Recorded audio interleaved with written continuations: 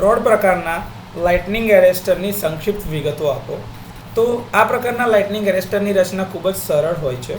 આકૃતિમાં જોયા પ્રમાણે જો તમને દેખાય છે કે 15 મિલીમીટર વ્યાસના બે સળિયા કાટખૂણે વળેલા હોય છે. જો આ રીતે બી વાળી શકાય અથવા તો આ રીતે બી વાળી શકાય. આ 15 ડિગ્રીના ખૂણા પર 15 mm બે સળિયા 90 ડિગ્રીના એંગલ ઉપર વળેલા છે. અને એવી રીતે રાખવામાં આવે કે બે સળિયા વચ્ચે થોડો ગેપ રહે તો જ એની અંદરમાં લાઇટનિંગ સ્ટ્રાઇક થવા માટેની ગેપ રહેશે. એક સળિયો લાઇન કંડક્ટર સાથે જોડાયેલો છે અને બીજો સળિયો એ ગ્રાઉન્ડ સાથે કનેક્ટેડ હોય છે. આમાં પણ એવું જ છે, આમાં પણ એવું જ છે.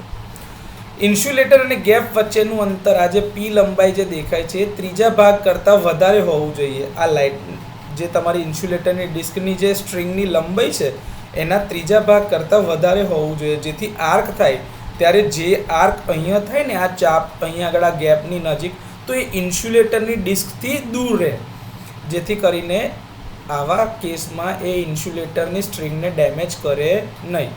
આ ગેપની લંબાઈ એવી રીતે રાખવામાં આવે છે કે સ્પાર્ક ઓવર વોલ્ટેજના 80% ઉપર આ ગેપ બ્રેકડાઉન થઈ જાય, એટલે કે કન્ડક્ટ થઈ જાય, એટલે જે કંઈ બી સ્ટ્રાઇક થઈ એ લાઇનથી સીધી જ ગ્રાઉન્ડ થઈ જાય અને આ ઇન્સ્યુલેટરની ડિસ્કને ડેમેજ થઈ શકે નહીં.